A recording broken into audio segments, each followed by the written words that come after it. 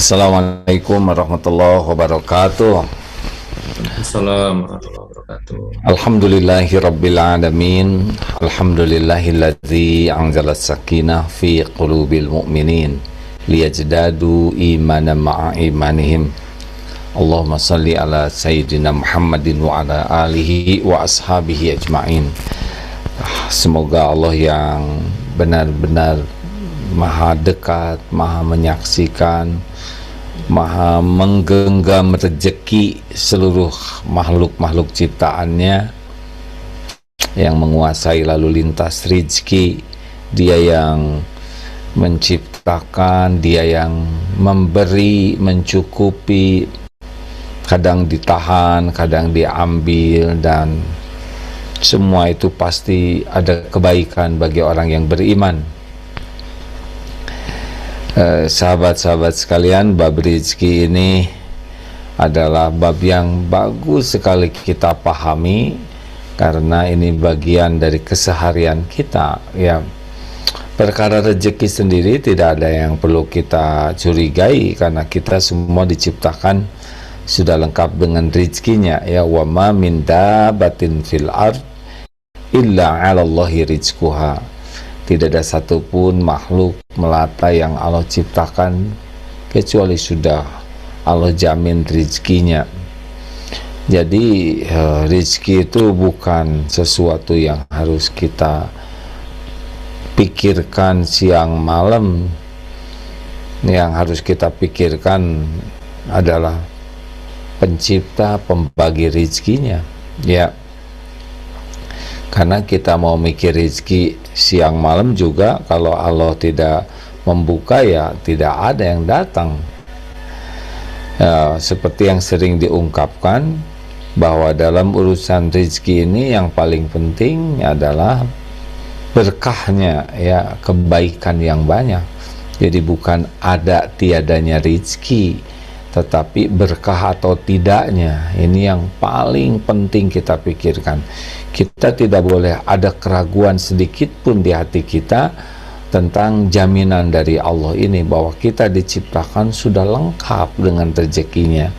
Nah, ujiannya adalah di dalam berinteraksinya, niatnya benar atau tidak di dalam menjemput rezeki, kemudian caranya benar atau tidak. Nah, ini sebetulnya yang menjadi pusat pikiran kita, bukan ada tiadanya, tetapi bagaimana niat dan cara kita di dalam menjemput apa yang Allah siapkan untuk kita. Seperti yang sering diungkap, sebelum kita jadi otak kita jadi untuk berpikir, jantung kita jadi, rezeki sudah ada tuh di rahim ibu.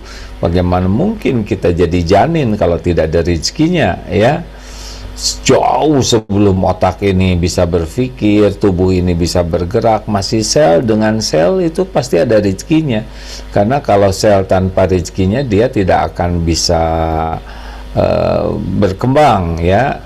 Dia tumbuh, dia berkembang karena ada rezekinya. Nah, kemudian kita bertambah ilmu agar kita nambah yakin dan nambah lurus niat kita. Jadi bukan mencari rezeki, tapi yang pahami sih menjemput rezeki. Yang dicari itu adalah keberkahannya. Insya Allah pada hari ini Ustadz Ali Nurdin dengan Pak Gatot akan membahas lebih dalam bagaimana nih tentang rezeki yang berkah dan apa efeknya rezeki yang berkah, apa juga kerugiannya kalau rezekinya tidak berkah. Rezekinya tetap ada, tapi statusnya nanti yang berbeda itu ya. Baik, ini suaranya tidak terdengar, apakah benar? Aman, Aman ya, terima kasih. Sedikit lagi ya, pembukaan ini pengantarnya. Oh, lihat sudah ada Ustadz Ali Nurdin. Apa kabar? Assalamualaikum warahmatullahi wabarakatuh, Ustadz. Waalaikumsalam warahmatullahi wabarakatuh. Damang. Ya, alhamdulillah. Terima kasih Ustadz. Hari ini bagian Ustadz dengan Pak Gatot ya. Ya, insya Allah. Nah, bagian prolognya, iklannya nih. Ya, enggak. Boleh izin sedikit lagi ya Ustadz ya. Silakan. Nah, jadi rezeki mah benar-benar itu sepenuhnya dalam genggaman Allah ya. Tidak akan datang sekecil apapun kecuali Allah yang mendatangkan.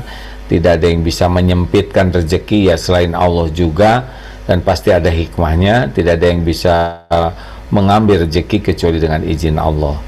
Jadi yang pertama, jangan takut tidak punya rezeki, takut tidak punya berkah. Yang kedua, jangan takut tidak punya rezeki, takut tidak punya syukur. Karena nilai tambahnya itu dari syukur ya. Rezeki udah pasti ada, tapi tidak semua orang dapat syukur. Makanya kalau diberikan rezekinya lengkap, ya rezekinya, ya rezeki syukur, ini udah paling enak lah ya. Tapi kalau hanya dunia saja diberi, tapi nggak diberi syukur, nah itu sudah tidak jadi kebaikan. Yang ketiga, jangan takut tidak punya rezeki, takut tidak punya sabar. Karena ada episode nanti dalam hidup ini ya, ditahan, disempitkan, tidak apa-apa, sesuka Allah saja. Kita akan dapat rezeki yang lain dari kesempitan, yaitu pahala sabar. Jalani saja, tidak usah pakai keluh kesah. Allah sudah tahu kok keperluan kita, semua yang kita perlukan, lebih tahu dari kita sendiri. Hanya memang episodenya disempitkan supaya banyak evaluasi diri, banyak memperbaiki diri. Tidak bahaya kekurangan rezeki, yang bahaya itu kekurangan sabar ya. Dan yang keempat ya, jangan takut tidak punya rezeki, tapi takut tidak punya ridho ketika diambil ya, karena ada waktunya diambil, ada disempitkan, ada diambil. Nanti kalau Allah mau ngambil ya suka-suka yang punya ya, tidak boleh kita ada jengkel. Harusnya kita bersyukur sudah dititipi. Ingat yang dititipi HP, silakan HP ini dipakai, nanti waktunya saya ambil ya. Ketika diambil ya terima kasih sudah dititipi sekian lama, sekarang diambil pemiliknya, oh silakan, ridho sekali. Nah, keridoan hati dengan apa yang diambil oleh Allah itu faman radiya falahu ridho, mendatangkan keridoan Allah. Dan jangan suka iri dengki ya dengan rezeki yang lain, karena semuanya juga Allah yang bagi, kapling-kaplingnya Allah yang menentukan, Allah yang membagi. Jadi nggak usah membanding-banding lah ya. Kalau mau iri kepada yang nyari rezekinya bagus, udah punyanya dinafkahkan dengan bagus. Nah, rekan-rekan sekalian, para pebisnis, kuncinya dua, menjemput rezekinya dengan nilai niat dan nilai yang Allah sukai. Jadi kalau takdirnya ketemu, dia lebih tinggi daripada rezeki yang dia dapatkan. Dan kalau udah dapat, maka distribusikan, maka dia makin tinggi lagi. Walaupun uangnya terdistribusikan, dia makin terhormat. Ya, itulah sekelumit tentang rezeki, menjemput dan menafkahkannya. Ya, kurang lebih begitu pembukaan sederhananya Ustadz Ali. Apa ada yang perlu dikoreksi tuh penyampaian barusan? Sudah, alhamdulillah sudah sangat lengkap, Pak, luar biasa ya. Betul apa yang Anda sampaikan ya, betul. Silakan kalau gitu Pak Gatot, Ustadz ya, ikut menyimak karena bagiannya sekarang ya, barusan mah iklan. Ya, ikut menyimak. Tafadhol, silakan. Kalau boleh izin bertanya, A. Ya. Bertanya ke AA nih, Ustadz, punten ya. Saya tanya ke A dulu. A, kalau 4 poin tadi kan kita dalam keseharian menjemput rezeki ini tentu saja ada pasang surutnya ya, A. Kadang yakin betul bahwa Allah yang menjamin rezeki, kemudian alhamdulillah merasa syukur, kemudian juga semoga berkah, termasuk juga ridho begitu. Tapi ada kalanya 4 poin itu terlewat gitu, hanya mendapatkan syukurnya saja, tapi nggak ingat bahwa ini harus terdistribusi, hak-hak orang lain juga perlu kita berikan haknya. Nah, cara mengatasinya bagaimana ya? Ya, semua ini tergantung tingkat keyakinan ke Allah ya. Kalau imannya mantap itu udah yakin, lebih menikmati mendistribusikan daripada dipegang. Jadi makin zuhud itu, seseorang itu nikmatnya tuh sebetulnya ketika dapat rezeki itu seperti terfasilitasi untuk jadi dekat dengan Allah. Ya seperti raja yang ngasih kuda, Ada orang yang senang ke kudanya, tapi ada orang yang senang manfaat kuda. Raja, kenapa ngasih kuda ke saya? Ya, kuda ini supaya kamu bisa dekat dengan saya lebih mudah. Nah, jadi gembiranya tuh bukan kepada bentuknya kuda, indahnya kuda, tapi dari manfaat kuda. Nah, orang-orang yang imannya semakin kuat ketika dapat dunia ini, ya seperti difasilitasi untuk jadi dekat dengan Allah. Nah, makanya yang paling penting sebetulnya bukan meningkatnya aset, bukan meningkat penghasilan, tapi meningkat keyakinan. Karena dari meningkat keyakinan inilah nilai tambah dari rezeki itu ada tiadanya menjadi luar biasa. Masya Allah, alhamdulillah. Makanya kalau kurang ilmu agama ya rada repot ya, udah bagian ruwet gitu. Menjemputnya ruwet, dikasih tambah ruwet, diambil ruwet ya. Jadi namanya RTA ruwet tiada akhir gitu. Masya Allah. Ya sok udah jangan nanya saya aja. Tafadhol Ustaz. Baik, hatur nuhun sudah Ya, menyimak ya. Siap. Baik, insya Allah. Baik, Ustadz Ali, kita mulai ya. Bismillahirrahmanirrahim. Assalamualaikum warahmatullahi wabarakatuh. Alhamdulillahirabbil alamin. Bapak dan Ibu dimanapun berada, alhamdulillahirabbil alamin. Bersyukur kepada Allah, hari ini kita sudah mendapatkan ilmu dari Kiai Haji Abdul Rahim Nastiar, bagaimana kita mencari dan menjemput rezeki, termasuk juga membelajarkannya. Nah, Ustadz, ini kemarin waktu di kelas STAI Darut Tauhid, saya mendapatkan ini Ustadz, hadis dari Ibnu Mas'ud radhiyallahu anhu, bahwa dia berkata, Rasulullah SAW bersabda, barang siapa mengambil harta benda seorang muslim tanpa hak, maka dia akan menemui Allah dalam keadaan murka kepadanya. Hadis riwayat Ahmad. Nah, yang menggelitik itu mengambil harta benda seorang muslim tanpa hak nih Ustadz. Nah, karena kaitannya juga hari ini adalah akad, kita lanjutkan terkait dengan akad jual beli, maka Ustadz bisa menjelaskan ya lebih detail terkait dengan hal ini Ustadz. Silakan Ustadz. Baik, terima kasih Pak Gatot, terima kasih Hakim. Assalamualaikum warahmatullahi wabarakatuh. Waalaikumsalam warahmatullahi wabarakatuh. Subhanallah, alhamdulillah, wa la ilaha illallah, Allahu akbar, asyhadu an la ilaha illallah wahdahu la syarikalah, wa asyhadu anna Muhammadan abduhu wa rasuluh alladzi la nabiyya ba'dahu. Allahumma shalli wa sallim ala nabiyyina Muhammad wa ala alihi wa sahbihi ajmain, amma ba'd.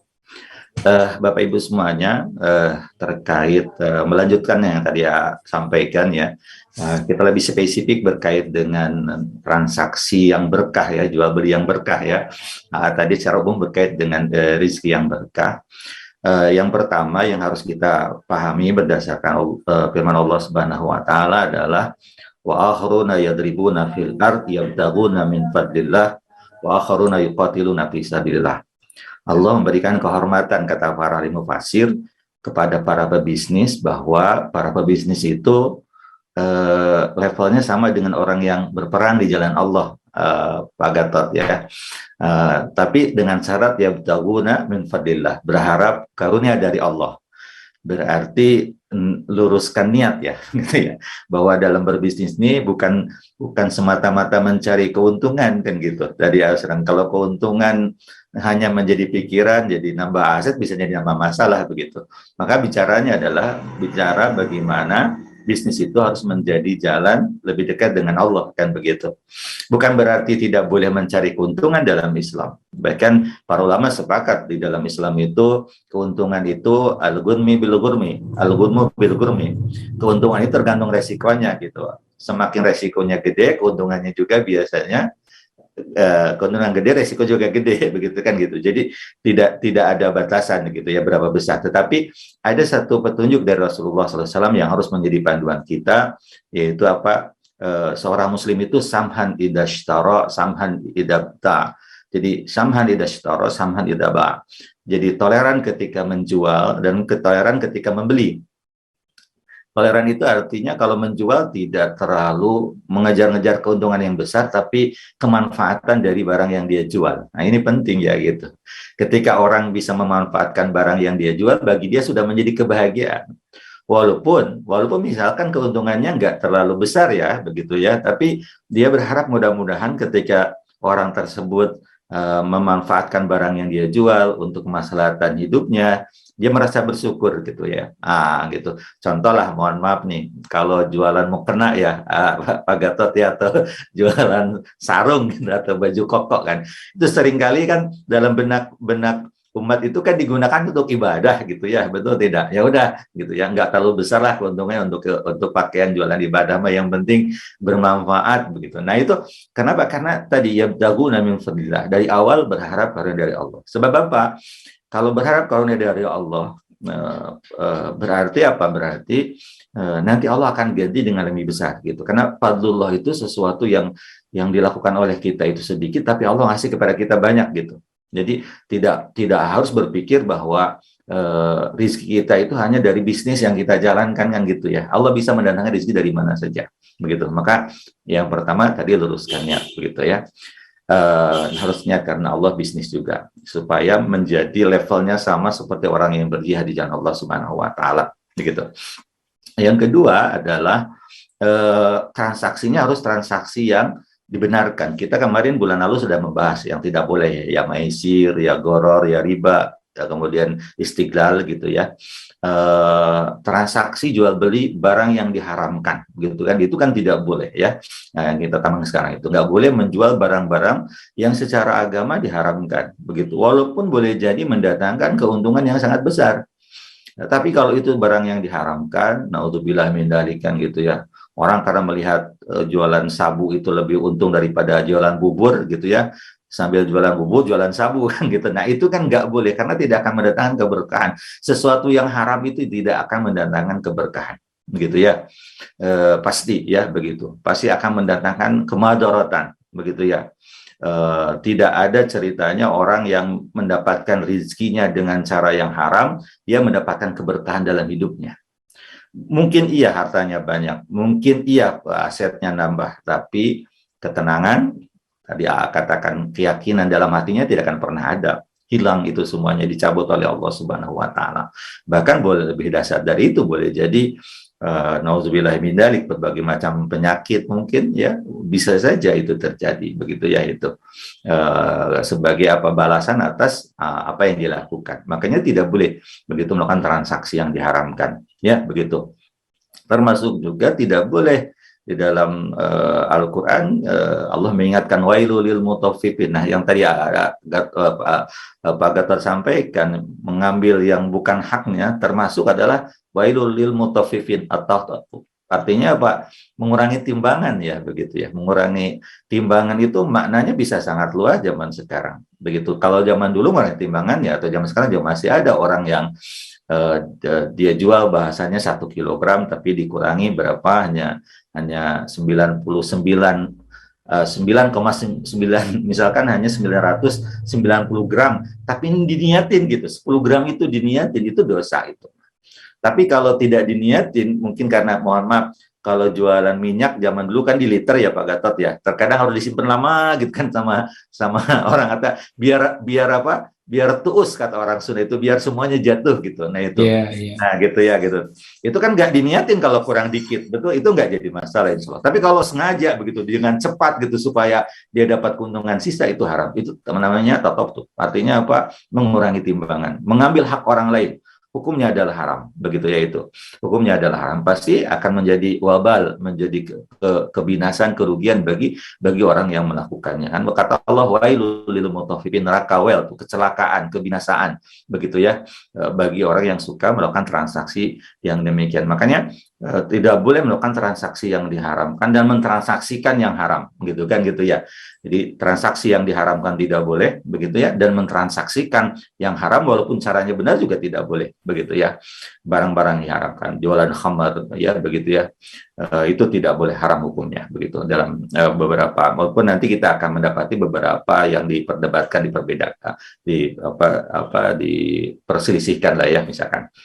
Secara umum yang sepakati haram itu tidak boleh transaksikan begitu. Jangan coba-coba untuk yang demikian. Kemudian yang penting juga adalah kejujuran begitu ya, terutama kalau bicara kerjasama. Karena kadang bisnis itu kan kita kan tidak bisa mandiri bekerja sama dengan orang lain. Kata Rasulullah, dan ini hadis qudsi, berarti Allah yang berfirman, ana thalitsu syarikaini ma lam yakun ahul malakhar. Aku adalah satu dari dua orang yang berserikat selama salah satunya tidak khianat kepada yang lain gitu ya. Tapi kalau khianat maka kharajtu, kalau salah satunya khianat aku akan keluar. Kalau Allah bersama bertiga itu menurut para ahli hadis itu berarti Allah akan berikan keberkahan kepada transaksi yang dilakukan gitu ya itu.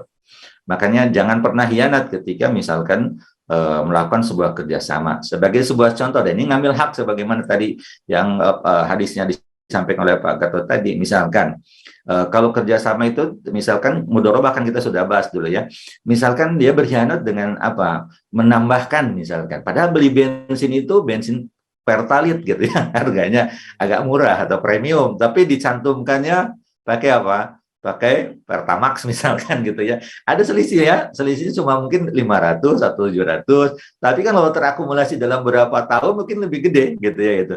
Dan dia merasa aman aja. Nah, itu tentu adalah sesuatu yang diharapkan karena dia berkhianat, padahal perjanjiannya kan harus terbuka. Makanya dalam hadis yang lain Rasul menyampaikan al-bayyi'ani bil khiyar. Orang yang bertransaksi, orang yang melakukan transaksi jual beli itu memiliki hak khiyar. Ya, khiyar itu boleh melanjutkan atau membatalkan transaksi. Fa'in saduqa wa bayyana, jika dua-duanya jujur, wa bayyana, dua-duanya transparan, burika lahuma fi baihima, maka diberkahi transaksinya. Jadi pembeli harus jujur, penjual harus jujur. Penjual harus jujur ya tentu dia tidak boleh berlebihan ya begitu ya dalam misalkan menyampaikan kualitas barang. Sejujurnya kalau memang itu barang KW ya KW, jangan dikatakan ini adalah orisinal misalkan begitu ya, begitu contoh ya begitu. Kemudian kalau misalkan ini barangnya mohon maaf Bu, istilahnya bahan-bahannya apa, sampaikan secara jujur kan begitu. Pembeli juga harus jujur. Pembeli jujur itu nggak boleh dia menawar barang dengan menyebutkan bahwa dia pernah membeli barang tersebut di tempat lain dengan lebih murah padahal dia tidak melakukan. Nah itu kan berbohong. Boleh jadi dengan cara itu dia bisa menekan harga begitu ya. Tapi apa yang terjadi? Dia menekan harga tapi tidak jadi berkah bagi dia. Kan sering itu kalau orang mau menawar harga kan begitu biasanya, Bang, di lapak lain kok harganya lebih murah. Nah gitu. Padahal dia nggak nanya dan nggak pernah bertransaksi sebelumnya. Nah itu akan nah kalau fa'in katama ya, jika dua-duanya menyembunyikan gitu ya, wa kadzaba, dan dua-duanya berdusta, muhiqat barakatu baitima, maka akan dihapus keberkahan transaksi yang dilakukannya. Maka harus jujur, harus transparan, terbuka ya. Kalau bekerja sama tidak boleh berkhianat, karena itulah insya Allah ya yang jujur, terbuka dan amanah itulah yang akan mendatangkan keberkahan dalam bisnis. Yang terakhir ya Pak Gatot ya, ini sebagai pengantar ya, adalah jangan banyak bersumpah kalau berjual beli itu ya. Karena kata Rasulullah, al-halfu itu mumpiqatun lis-sila, mamhaqatun lil barokah gitu ya. Banyak bersumpah itu adalah akan mendatangkan keuntungan banyak ya, mumpiqatun lis-sila itu. Biasanya kan kalau orang penjual bersumpah, cenderung pembeli itu akan merasa tertarik ya begitu ya. Demi Allah ini barangnya bagus kok, kualitasnya nomor 1 ya begitu, misalkan begitu. Ini akhirnya terpengaruh tuh jadi mau beli. Betul, tapi kata Rasul apa? Mamhaqatun lil barakah, dia akan menghilangkan keberkahan. Apalagi menyebut-nyebut Allah ya begitu ya, demi Allah gitu ya di pasar begitu ya, terhadap sebuah itu walaupun benar kata para ulama itu mohon maaf bisa hilang keberkahannya.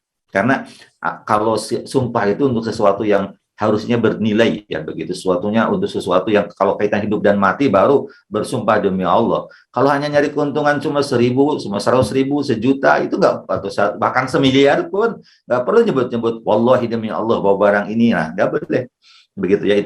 Itu akan menghilangkan keberkahan dari transaksi yang dilakukan. Dan kita seringkali ya banyak, dan bahasa itu terkadang menjadi bahasa yang begitu mudah orang mengucapkan sumpah begitu Pak Gatot. Terima kasih. Baik Ustadz, alhamdulillahirabbil alamin. Baik, sambil menunggu dari Bapak dan Ibu, silahkan kalau ada yang bertanya ya bisa menulis di chat room maupun mengangkat tangan. Nah Ustadz, ini ada Lalu jelas nggak Ustadz ya? Jelas, jelas, jelas, Pak Jelas Gatot, ya. jelas sekali, jelas. Ustadz, tadi kan yang kedua itu kita akad-akadnya sesuai dengan syariah ya, termasuk barang yang diperjualbelikan. Ya. Nah, kemarin ada pertanyaan nih dari mahasiswa itu, kalau jual kotoran yang ada manfaatnya, misalnya untuk pupuk tanaman dan sebagainya, termasuk juga jual hewan, Ustadz, misalnya kucing dan anjing begitu ya. Nah, itu seperti apa ya, Ustadz, hukumnya? Silakan, Ustadz. Ya, kalau kotorannya sudah menjadi kompos ya, yang diperjualbelikan adalah manfaat komposnya ya gitu. Makanya dalam transaksi di Syafi'i itu bisa kalau kotoran hewan bahasanya bukan jual beli, mengganti ongkos untuk menyiapkannya gitu. Tapi kalau sudah berubah menjadi kompos ya sudah jadi pupuk gitu, mah jual beli pupuk lah ya begitu. Karena pupuk itu kan bahannya macam-macam juga kan gitu ya, betul tidak? Nah gitu. Makanya kalau sudah jadi kompos ya sudah jadi pupuk ya itu menjual beli pupuk, sudah berubah ya begitu. Tapi kalau di kampung kalau masih ngambil berupa kotoran kambingnya gitu ya, itu memang dikatakannya bukan jual beli biar aman, tapi ya emang ngegentos ini mah upah aja lah, upah ngumpulin katanya kan, gentos pengganti karungnya begitu ya gitu ya. Jadi biaya angkut ya, biaya angkut lah bahasanya, betul. Kayak dari kandang ayam ya biasanya ya kan, kandang ayam itu kan kalau ganti itunya yang di bawahnya itu supaya hangat itu kan kotoran jerami. Betul, jeraminya itu biasanya begitu bahasanya untuk lebih selamatnya begitu ya itu. Yang kedua berkait dengan kalau ya kucing mah ada larangan untuk memperjualbelikan kucing begitu. Nah, termasuk juga anjing, kecuali mungkin kalau anjing itu anjing yang memang dilatih ya, anjing yang terlatih untuk berburu ya begitu, itu berbeda begitu ya. Karena memang dalam Al-Quran juga dibolehkan begitu anjing yang berburu. Kalau untuk anjing yang di rumah kemudian ya itu tidak boleh. Ustadz memang lebih sepakat begitu ya, walaupun nanti ada pendapat yang berbeda bahwa yang namanya kucing itu tidak diperjualbelikan begitu ya itu. Tapi ya kalaupun dia punya lebih ya istilah bahasanya sekarang itu, walaupun bahasanya agak-agak diadopsi gitu, Pak Gatot ya, gitu ya, mengadopsi kucing. Saya udah banyak kucingnya nih, tolong siapa yang mengadopsi bahasa, kalau mengadopsi maka anak ya gitu ya. Tapi ya itu deh ya, tapi ya tadi karena tidak boleh dijual belikan ya bahasanya siapa yang mengurus ya gitu. Nah, biar keren bahasanya mengadopsi begitu ya itu. Ya jangan dijadikan jangan dijadikan itu. Ya Ustaz lebih memang sepakat di situ kan ada larangan tentang jual beli kucing begitu dan anjing, kecuali anjing itu anjing yang terlatih untuk berburu. Karena kalau berburu kan berarti kan orang yang itu harus melatih dulu kan, betul tidak? Dan ada biaya yang dia gunakan untuk melatih anjing tersebut sehingga memberikan kemanfaatan begitu ya. Karena dalam Islam itu anjing itu yang diperbolehkan itu yang Ustadz pahami, yaitu berdasarkan pendapat para ulama itu anjing berburu dan anjing yang digunakan untuk menjaga rumah begitu ya, di luar ya posisinya kan gitu ya. Nah itu yang sudah terlatih itu juga ya begitu. Tidak ya seperti di kita kan, anjing di kita terkadang lebih banyak digunakan untuk sebatas hiasan dan hobi ya begitu ya, itu begitu Pak Gatot.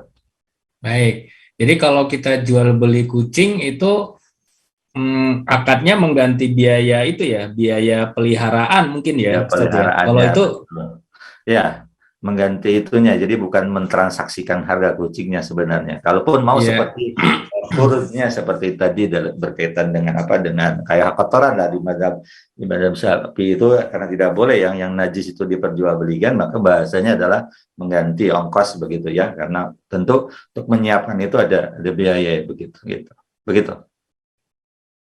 Baik, alhamdulillahirobbilalamin, sudah ada yang mengangkat tangan ini Ustadz. Ya. Bu Elmiati dari Padang Panjang, boleh dibuka Bu? Alhamdulillah, terima kasih Pak Gatot, terima kasih Ustadz Ali. Assalamualaikum warahmatullahi wabarakatuh. Waalaikumsalam. Silakan Bu. Ya, izin bertanya Ustadz, ini sudah dibahas sedikit tadi tentang jual beli kucing. Tapi sekarang kan banyak pet shop itu Ustadz, istilahnya kalau untuk mengadopsi ya istilahnya tadi Ustadz ya. Iya. Untuk ngambil kucing yang ada di tokonya itu istilahnya sekarang uang mahar istilahnya Ustadz. Oh, Karena saya barusan dapat informasi dari saudara sendiri nih. Katanya kalau untuk bekerja di pet shop itu haram katanya. Kenapa haram? Kata saya kan. Terus katanya itu kan kucing itu diperjualbelikan, tapi istilahnya aja yang dirubah menjadi mahar atau istilahnya biaya hidup kucing itu dari mulai awal lahir sampai umur saat ini gitu. Terus yang keduanya yang bekerja di sana itu haram karena jual beli kucing itu dengan istilah yang diganti itu haram. Jadi artinya untuk gaji-gaji karyawannya itu haram juga katanya Ustadz. Tolong pencerahannya Ustadz. Terima kasih. Ya. Assalamualaikum warahmatullahi wabarakatuh. Ya, Waalaikumsalam warahmatullahi wabarakatuh. Terima kasih Bu Elmiati. Memang ya kalau harus mengganti biaya kan memang berbeda lah dengan menjual ya tentu. Kalau menjual memang tadi diharamkan karena memang kalau menjual kan harganya terkadang di luar batas ya kewajaran ya harga kucing ya begitu. Tapi kalau misalkan mengganti ya harus sesuatu yang wajar. Tentu kucing apapun jadi sama biayanya mungkin walaupun ada mungkin biaya perawatan yang lebih untuk kucing-kucing tertentu begitu ya itu. Ya itu memang harus agak hati-hati betul ya dengan bahasa mengganti perawatan dari awal itu betul apakah itu atau hanya sekedar hilah saja. Hilah yang tujuannya sebenarnya jual beli gitu ya itu memang akhirnya jadi tidak boleh begitu. Kalau demikian, Ustaz juga lebih sepakat demikian. Kalau bahasa mahar atau bahasa biaya adopsinya itu adalah sebenarnya bahasa lain dari menjual dengan harga yang sama. Harusnya kalau biaya rawat kan sesuatu yang bahasanya ada angka yang bisa diketahui gitu ya mungkin makan berapa selama ini kan gitu mengganti itu gitu ya itu. Begitu ya, itu ya, Bu Elmiati. Tapi kan tidak semua bisnis pet shop itu jual beli hewan, bisa saja dia merawat hewan, betul tidak? Itu ya halal. Jual beli pakan ya halal gitu. Ya tinggal lebih banyak apanya sih di transaksi di pet shopnya tersebut ya, gitu ya. Gitu. Kalau lebih kepada misalkan pet shopnya juga suka menerima titipan hewan untuk dirawat ketika majikannya pada pergi ya, ada yang begitu kan ya? Gitu ya itu halal saja itu mah nggak apa-apa gitu. Tapi berarti tergantung niatnya Ustaz ya. Tergantung niatnya Ustaz. Kalau di pet shop itu ada transaksi apa yang ada di situ ya. Kalau transaksinya lebih banyak jual beli obat-obatannya, pakannya, kandangnya gitu dan kemudian juga penyewaan untuk perawatan ya nggak jadi masalah begitu ya. Nah gitu. Oke, terima kasih Ustaz atas pencerahannya. Baik, terima kasih ya Bu Elmiati. Sekarang ke Pak Suwandono Purnomo. Silakan Pak, bisa dibuka suaranya.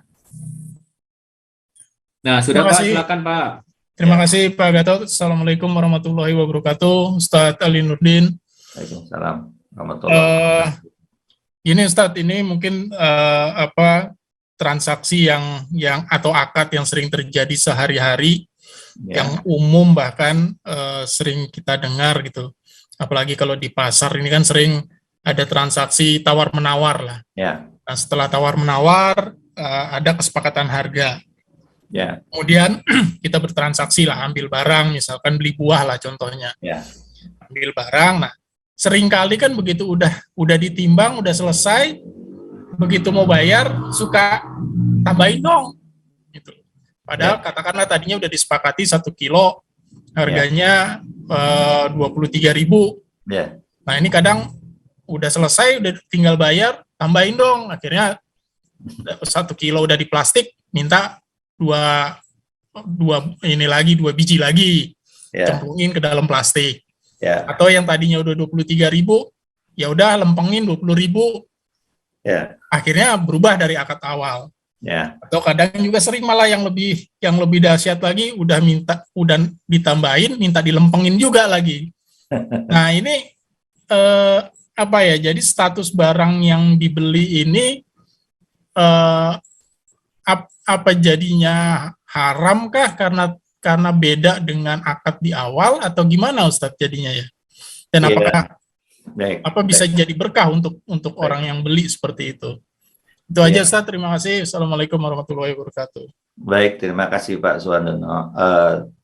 Di dalam majelis apa bahasanya di tempat transaksi sih masih ada hak hiar, hak jual beli ya, melanjutkan atau membatalkan transaksi itu ya.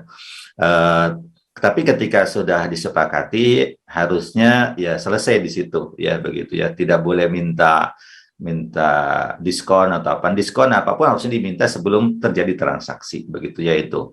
Nah, supaya lebih ngempasnya begitu ya gitu. Karena kalau sudah transaksi kemudian masih minta diskon, meminta itu kan tidak boleh seperti dalam Islam. Tapi kalau misalkan pembeli dengan keikhlasannya memberikan diskon, ibu segini tapi ya saya kasih diskon lah biar ini, nggak apa-apa itu. Tapi persoalan ustadznya sebenarnya yang menjadi perhatian ustadz itu adalah kebiasaan meminta-minta itu jadi kebiasaan meminta, jadi meminta-minta sebenarnya itu nih. Nah, dalam Islam kan tidak boleh. Kalau tawar menawar kan sebelum transaksi. Kalau sudah transaksi selesai itu namanya meminta-minta ya, gitu ya, meminta diskon, meminta tambah. Nah, itu menjadi sesuatu yang tidak bagus ya, begitu. Kalaupun mau dari awal ketika sebelum transaksi, itulah yang harus dilakukan. Itulah tawar menawar gitu Pak Suwandono ya, begitu.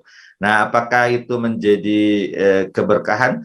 Bagi penjual, insya Allah jadi berkah tetap. Apalagi dia memberikan lebih ya, begitu ya itu ya, atau mengurangi harga. Tapi bagi yang meminta-minta, nah itu masalahnya meminta-minta, bukan masalah akad akadnya tetap menurut saya itu terjadi sepakat selesai karena dipakati harga.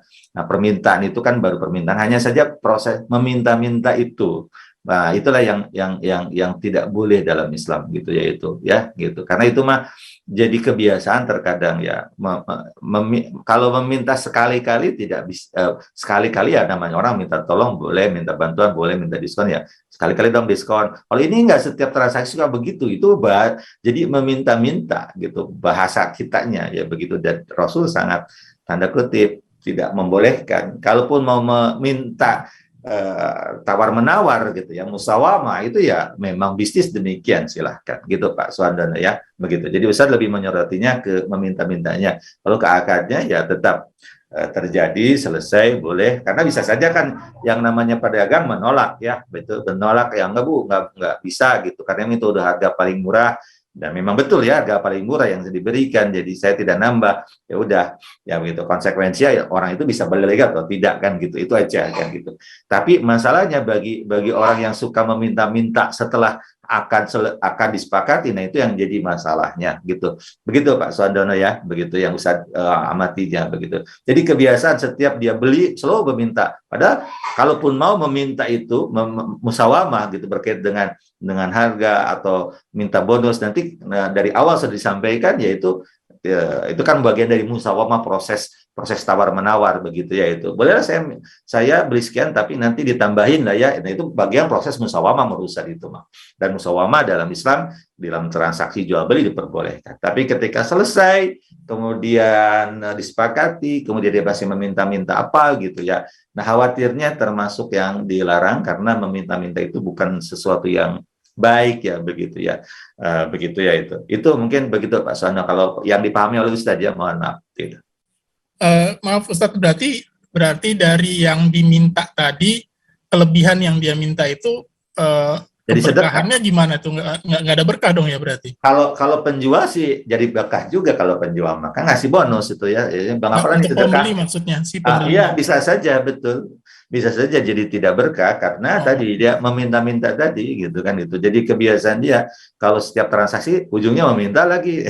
Kan kebiasaan biasanya, betul tidak ya? Ya mungkin Pak Suwandono mungkin sering, kalau yang sering di pasar kan ada orang yang suka begitu ya, begitu menjadi karakternya gitu. Nah itu khawatir menurut saya itu masuk kepada meminta-minta yang dilarang begitu. Padahal tadi sudah ada kesepakatan harga begitu. Itu kalaupun mau sebelum proses musawamah itu proses yang diperbolehkan.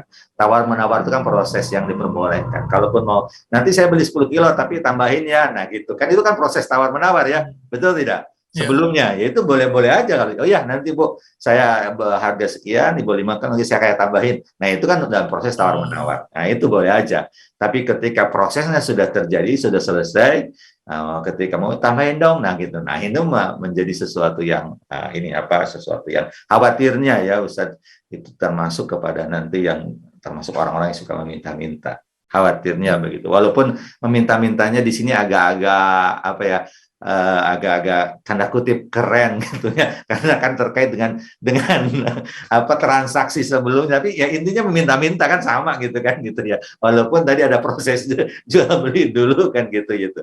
Kalaupun mau ya sebelumnya begitu ya, untuk diperbaiki transaksinya begitu Pak Suandana. Ya, baik, terima kasih Ustadz. Ya. Suara Pak Gatot masih ini, Pak Gatot, mohon maaf, unmute-nya belum di-unmute.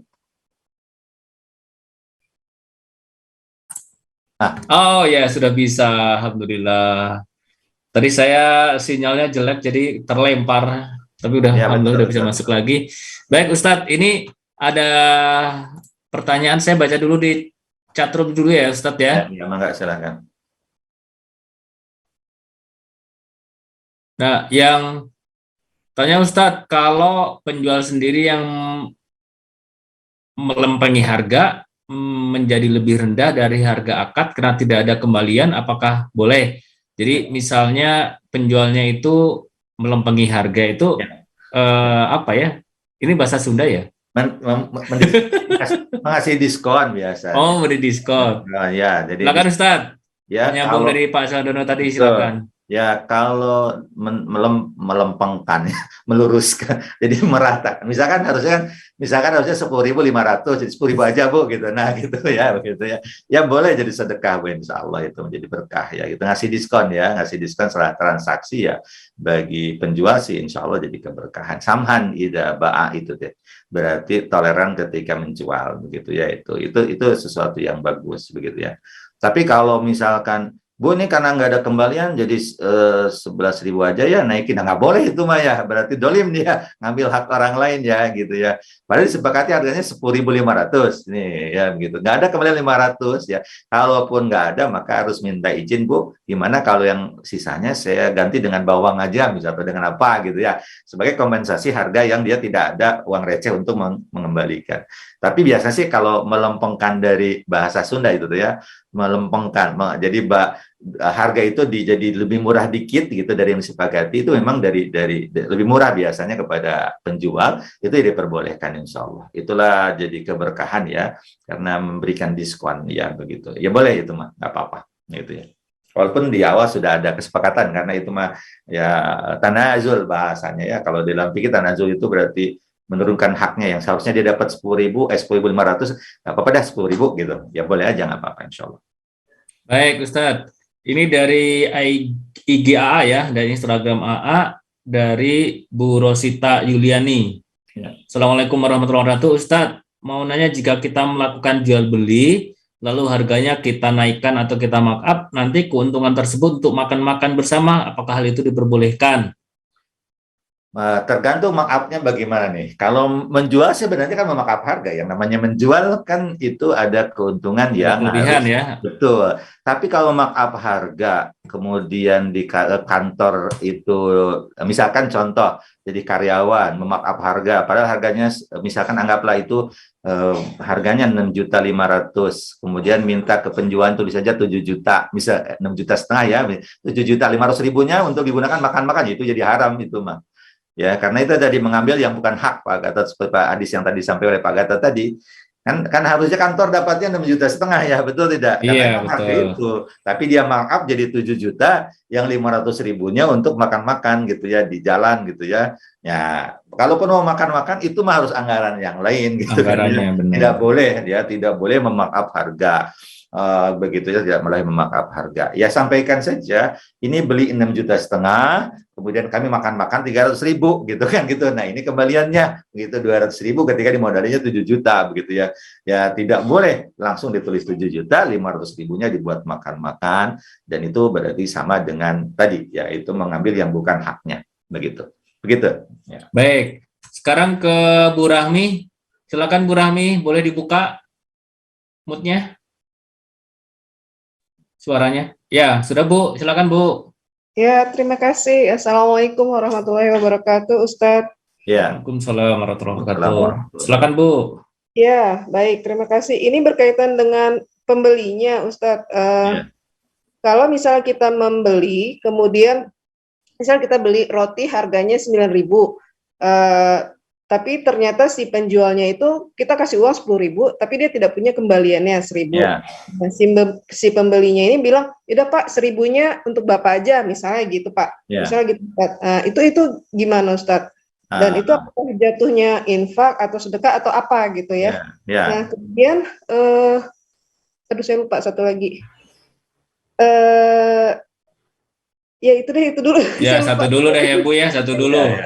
Ya, Baik. Ya. Itu bagus Bu kalau penjualnya yang tidak mampu ya, misalkan kita ada tukang kerupuk ya, orangnya udah tua jualan, kemudian tanya, Bang berapa itu, Kang berapa? Itu ini katanya Bu satu bungkusnya 2.000, saya beli 3 ya, berarti 6.000 kan, itu 2.000 kan ya, dia bayar 10.000, udah buat Bapak aja kembaliannya, itu insya Allah jadi sedekah, dan itu besar sesuatu yang sangat baik gitu ya, itu mah ya, jadi. Tapi kalau ke toko besar ya janganlah, ke toko-toko besar mah ya, gitu ya. Kalaupun mau ngasih ke pegawainya juga harus sesuai dengan aturan pegawai. Nah di situ boleh apa tidak ngasih bonus kepada untuk pegawainya, sebab boleh saja di toko itu ada larangan untuk ngasih kepada pegawai yang jualan di situ kan, nggak boleh, supaya pelayanannya sama, itu juga harus mengikuti aturan begitu ya. Itu gitu Bu ya, begitu. Iya, berarti sama ini, saya sudah ingat, alhamdulillah.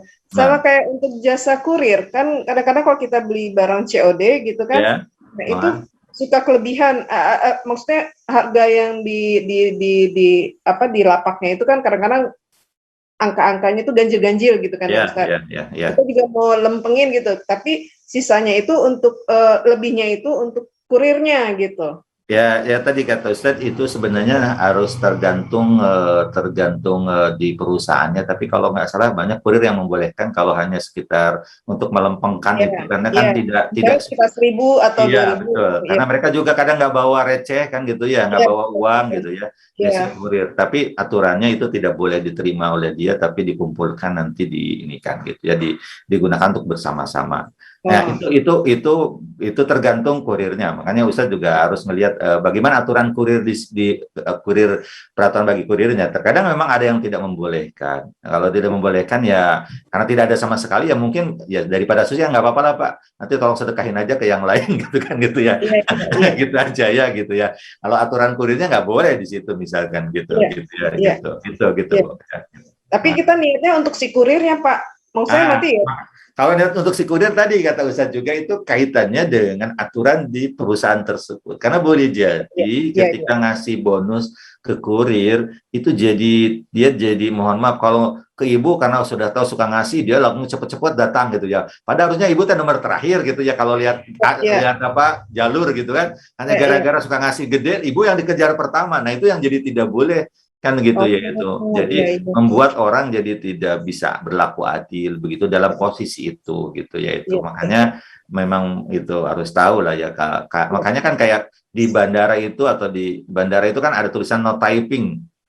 No tipping ya. Nggak boleh ngasih tip, bukan typing. No tipping, salah ya. Tahu typing mah ngetik ya, mohon maaf. No tipping ya gitu ya. Tidak boleh ngasih tip. Ya emang boleh ibu jangan karena ibu merasa senang dibantu ibu ngasih Pak, ini nggak boleh. Kalau ibu ngasih berarti ibu ngelanggar aturan di situ. Ya, nah, membuat orang jadi akhirnya tidak bisa bersikap adil karena ibu sering naik pesawat kemudian ke mana nanti orangnya ngajar-ngajar ibu, wah ibu ini mah udah tahu nih orangnya baik gitu. Nah itu maksudnya ya.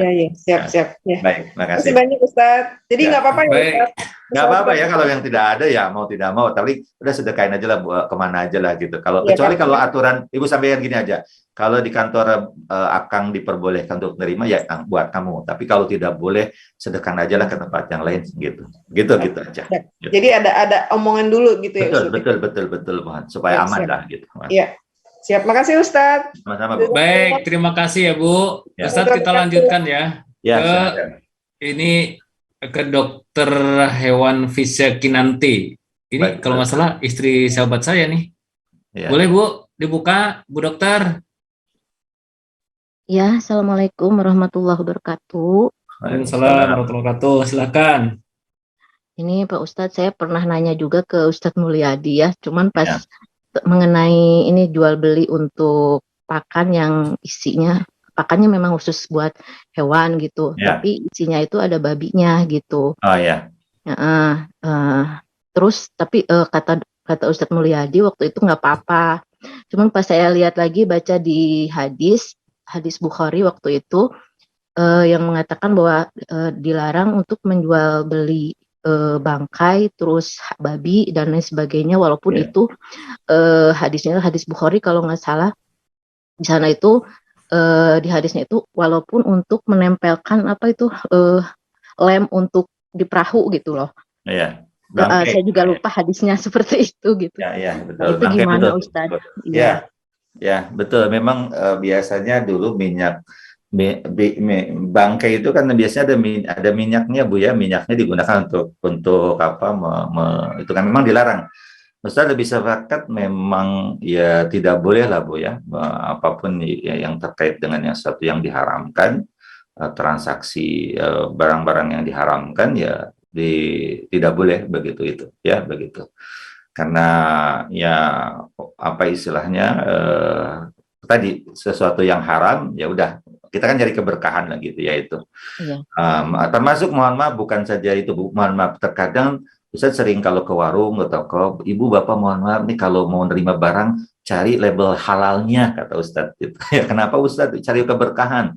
Karena boleh jadi mohon maaf itu kan karena nggak ada label halal nggak tahu di dalamnya tuh ada yang haram atau tidak haramnya gitu Bu ya begitu ya kayak punten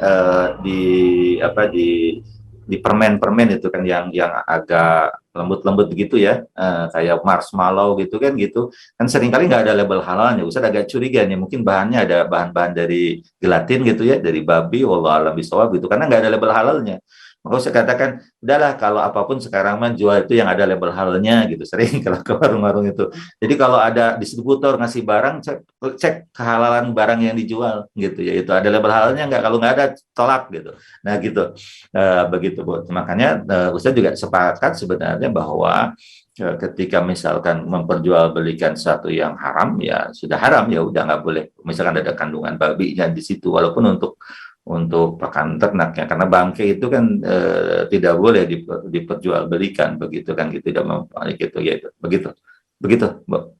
Ya Ustadz saya jadi masalahnya jadi ragu gitu kan masalahnya di tempat saya juga memang masih menjual itu gitu karena memang khusus buat yang sedang sakit gitu jadi ada itunya gitu makanya masih ragu gitu kan ya begitu makanya kalau dalam fikih mah simpel Bu udah mayuribuka ilmu kalau ragu mah tinggalkan jangan itu aja udah gitu ya makanya ya udah dan memang Ustaz lebih sepakat demikian ya tidak kecuali kalau gini mungkin kasusnya Bu ya sama misalkan kalau menyelamatkan hewan ya menyelamatkan kehidupan hewan itu juga kan sesuatu yang diperintahkan ya begitu ibu dokter misalkan ya ibu mungkin harus memberikan pakan yang memang itu harus apa istilahnya harus itu satu-satunya ya kondisi darurat ya Ustaz ya kondisi darurat ya menjaga hewan hidup juga insya Allah itu jadi amal soleh sebenarnya. Maka kita tahu kan seorang yang dalam hadis itu seorang pelacur ya yang memberikan minum ya begitu kepada anjing ya yang kehausan gitu kan gitu. Akhirnya anjing itu meminta mendoakan begitu ya agar orang itu diampuni dosanya sama Allah gitu kan gitu Bu. Kalau itu beda kasusnya Bu ya. Kalau sifatnya yang darurat walaupun untuk menjaga kehidupan binatang ya begitu ya itu. Ya itu maksud saya tuh di dalam pakannya itu memang khusus buat yang lagi sakit gitu karena memang nggak ada lagi pakan-pakan yang lain yang memang atau teksturnya atau itunya lembut gitu ya. Jadi hanya untuk memberi makan supaya mau makan aja gitu sebetulnya. Kalau yang lain paling begini Bu, paling begini kalaupun itu Ibu jangan dimasukkan sebagai penerimaan aja di itunya Bu. Jadi Bu keluarkan itu mah ada jadi pendapatan yang dilarang syariah gitu ya. Kalaupun mau ya. Jadi Ibu tidak menjual tidak menganggap itu sebagai penerimaan nantinya Bisa Tapi dipaham Bu saya ya? selalu menginformasikan ke pelanggan kalau ini memang ada babinya gitu. Jadi memang terus terang juga gitu. Ya. Ya betul. Artinya Ibu sampaikan, kan itu kan bukan dimakan oleh manusia, dimakan oleh binatang Ya, ya, ya gitu ya. Itu betul. nggak jadi masalah sebenarnya, Mbak. Tapi kan masalahnya kan menjualnya gitu. Nah, Iya, biar iya. biar ya, karena tidak ada lagi makanan yang bisa tanda kutip ya menyelamatkan hidup binatang itu kecuali dengan itu, maka Iya. Ibu ketika menjual itu keuntungannya tidak dianggap keuntungan oleh Ibu gitu maksud Ustaz. Oh, iya, Gitu iya. aja, dipisahkan lah ya gitu ya. Seperti begini, mohon maaf kalau kita di Darut Tauhid kan kita paham ngerokok itu haram ya Bapak Gatot ya gitu ya. Kalaupun tidak makruh karohata tanzih gitu ya itu. Nah, kalau warungnya jualan rokok, nah jual rokok itu tidak dimasukkan sebagai pendapatan keuntungannya gitulah gitu ya itu gitu Ya, gitu. Untuk mencari keberkahan gitu. Ibu boleh menjual itu untuk karena tadi sifatnya yang darurat ya begitu ya. Karena boleh jadi ada binatang-binatang yang harus dengan pakan tersebut untuk dia sehat kembali. Tapi supaya ibu berkah maka itu dipisahkan penerimaannya aja. Jadi keuntungan itu tidak dimaksud tidak digunakan untuk penerimaan pendapatan di toko, tapi itu mah nanti untuk yang sifatnya kalau di itu adalah digunakan dana apa istilahnya dilarang syariah. Kegiatan umum aja ya. Gitu betul Pak Gatot ya, untuk apa gitulah, jalan kayak atau perbaikan apa gitu dipisahkan pencatatannya aja Bu, begitu untuk keberkahannya mudah-mudahan gitu Bu. ya. Terima kasih Ustaz. Baik. Assalamualaikum. Terima kasih ya Bu. Salam buat Pak Yana ya. Betul kan ya? Iya. Istri Pak Yana ya. Masya Allah, udah lama ya nggak ketemu dan beliau. Salam ya Bu. Ya. Semoga Ya. sehat semuanya, insya Allah. Baik Ustadz, kita teruskan satu lagi ya, Bu Repianti. Boleh dibuka Bu? 3 menit terakhir, Bu Repianti. Nah silakan sudah Bu. Ya. Assalamualaikum warahmatullahi wabarakatuh. Waalaikumsalam warahmatullahi wabarakatuh. Silakan Bu.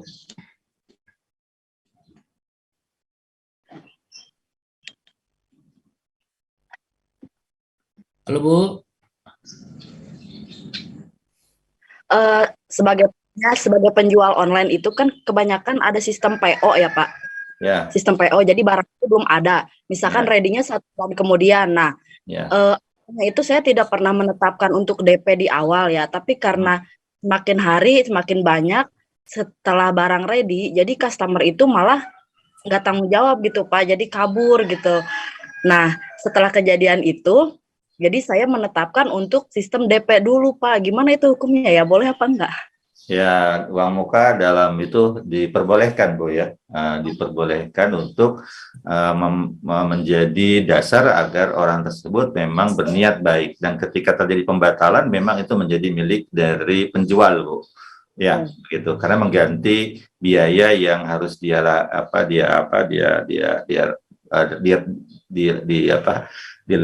karena kan kalau membatalkan berarti ada kerugian yang dirasakan, betul, yang didapat ya begitu. Itu nggak apa-apa Bu.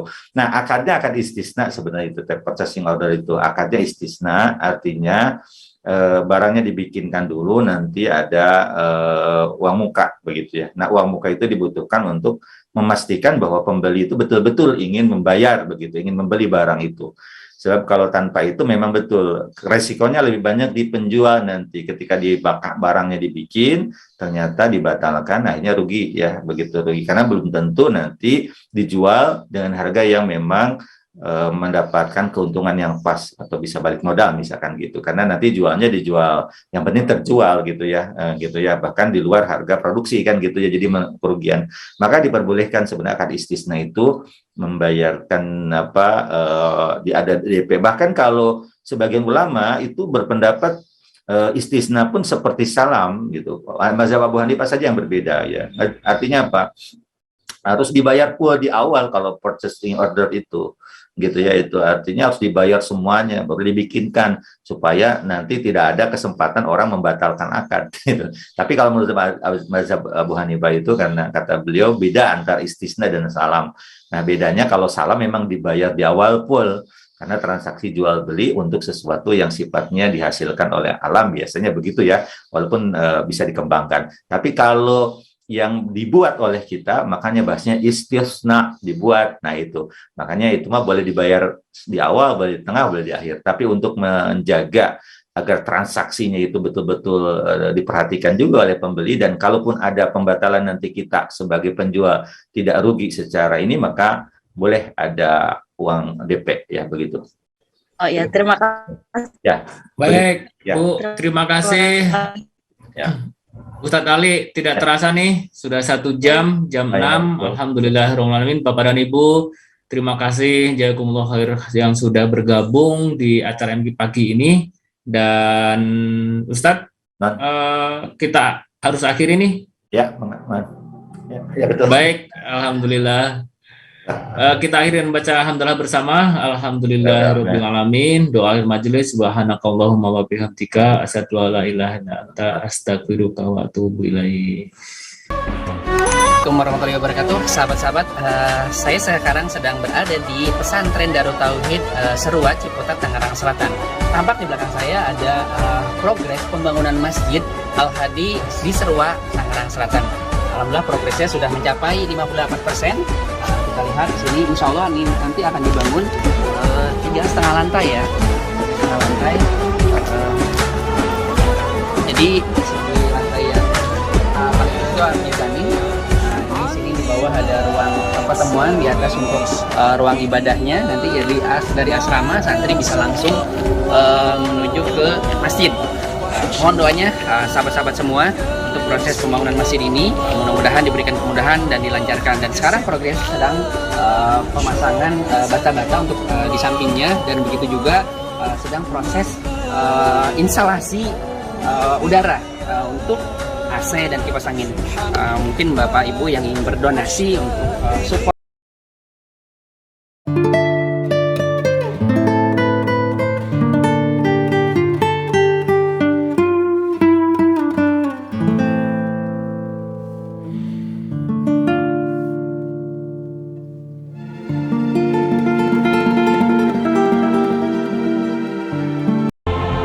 Harus kita hargai karena mereka sudah memberikan manfaat. Kami akan menyalurkan bantuan amanah dari para donatur untuk disampaikan kepada para penerima manfaat di berbagai wilayah Indonesia. Assalamualaikum warahmatullahi wabarakatuh. Semoga kami bisa selamat sampai tujuan untuk mengantarkan titipan Al-Quran.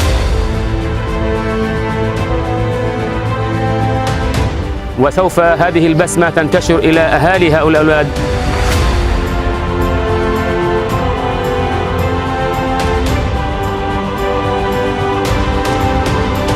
Terima kasih Dede Peduli. Terima kasih kepada sahabat-sahabat Dede Peduli. Semoga Ramadan ini memberikan keberkahan bagi kita semua.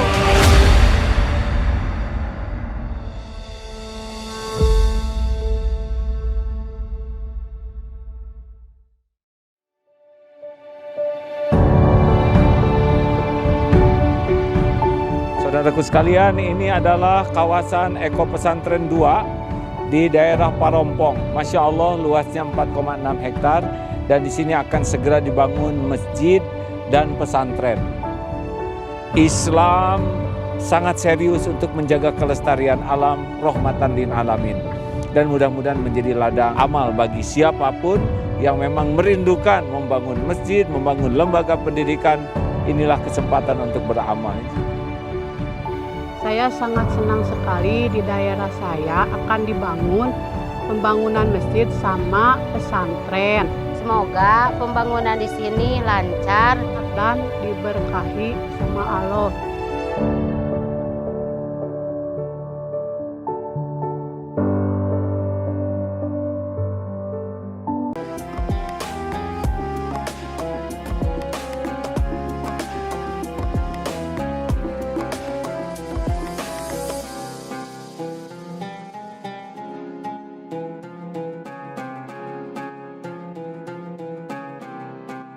Jangan lupa, saya bilang sekalian, terus berlangganan di Darut Tauhid Official.